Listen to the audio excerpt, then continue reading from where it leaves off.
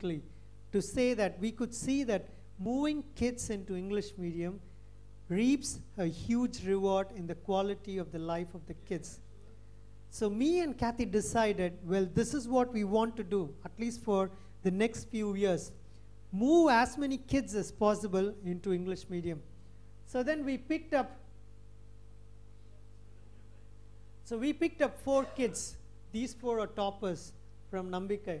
So this girl is Bhuvaneshwari. She was so close to Gabby. She kept on hugging Gabby and holding Gabby all the time. And just because we were leaving the last day, she actually had fever and she didn't go to school. She was so upset that she got a fever that we were leaving, you know. And this is Bharti. He is so cute. And when I actually asked Sukanya, who is this girl, whether she would go into English medium, this guy came to me and said, "Uncle, put me in English medium as well." He is just in 4th grade, but he is so cute. And then this is Mohan Raj. You know, he is like a scientist. One day Mohan Raj and his friends called Parameshwaran and they showed a star in the sky and they said, "Look at the star." So Parameshwaran thought, this is really a star, and he said, "Oh, the star looks different. What happened to it?" And then it so happened Mohan Raj had actually connected batteries and LED in the kite, and he has flown the kite at night. So he looked up at the sky and he thought it's a star, but it's not a star, it's actually a kite flying. And this guy, if you open his cupboard, they would fan that would blow next to the cupboard. And he makes from used water bottles, he makes boats, and he attaches the motor to it, and it runs. Such smart kids. And you would ask, why would they study in English, Tamil medium schools? You know, it doesn't make sense. They have huge buildings. They've been taken care of really well. They've got a proper dining table now, and they have a proper kitchen. They have people to attend to. But then, because Parameshwar and Chudamani, they are supporting out of their own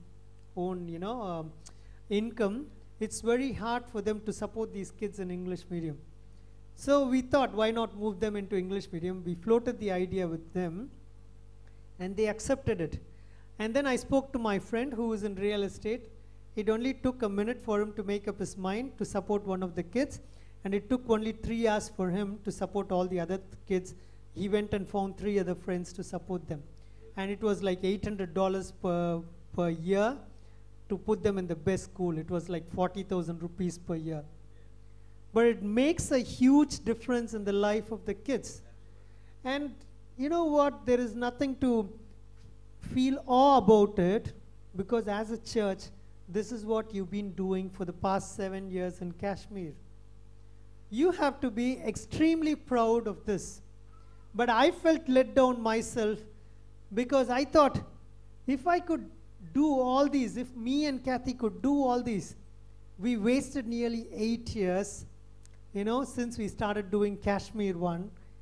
We could have done something, and we could have made a huge difference in the life of other kids too. Anyway, past is past, but then now is the time to make the difference. You know what has happened because of this? It only takes a spark to ignite Kathy's dad. It only takes a spark to ignite a fire. So is the case with Kathy's dad. He said, I'm going to sponsor 50 kids around my villages. And you know what he has done? He has gone to his brother's orphanage, which is Afra home, and he has picked 10 kids. He went and met the principal on Monday, and he has already asked for the court to move all these kids to English medium school. So these are the kids from Afra home. There are 10 kids there, and he's going to move them to English medium schools. And Kathy's dad has actually found 3 other kids, because there was a prayer request in his church where a lady said she can't educate her kids and she is all by herself. So she made the lady come home, and he said, I'll sponsor all your 3 kids. So now, since the time we came from India, the life of 17 kids has changed forever. Isn't that awesome? Yeah. Can I hear an amen? Amen.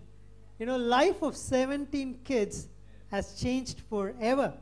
And I had a small chat with Sukanya, I said, what do you want to become? She said, I want to become a teacher.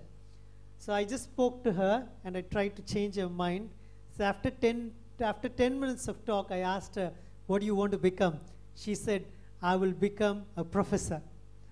You know, because in India with teacher, your salaries are very low, but as a professor, your salary becomes much higher. So I thought I'll give her a boost and then make her aim for the next level because she is capable of it. She is extremely smart. You know, you should look at the girl. She just gets first rank all the time. If you put her from Tamil medium to English medium, the change management part of it would be so easy because she is so smart that she would take into it like fish into water. So she would easily adapt to it with a little bit of change. So the life of 17 kids has changed forever, and I'm really thinking it shouldn't be 50, it should be 1,000 or 2,000. And I read about George Muller, how he helped like orphans and widows like of 2,000 people. The morning I read it, I wrote to a friend, and my friend said he is busy and he can't really support one of the kids. And then I went back to what I read about George Miller. George Miller never went and asked anyone for help. But he prayed and he was on his knees and he was able to support all the 2,000 kids or 2,000 people whom he was supporting. So that's my prayer this morning, that you know, I wouldn't have to go and ask anyone, but then God would either strengthen my arms or strengthen others to be able to support more and more and more. But then as Christians, just as how Thomas was, just as how, you know, for even Julie, who was just a retired teacher who's got into politics, there's a huge transformation, there's a big calling, there's a paradigm shift in her life. In the same way as someone, you know, who are as humble as us can still make a huge difference. I'm very proud of Brenda because you know what happened when we actually had the charity lunch for Parameshwaran. Brenda not just came, you know, she took all the trouble to come all the way to 7 Hills, but she also got another friend with her. And that to me is a big difference, Brenda. You know, that's making a difference as a Christian. You just take an extra step. You just go for something that's not possible so that God makes it possible on your behalf. Every one of us, it's not just this one. You know, it's not just what I do or what the church does. It's not just this one. You personally need to have something in your mind that God puts in your heart so that you can make a difference as a Christian.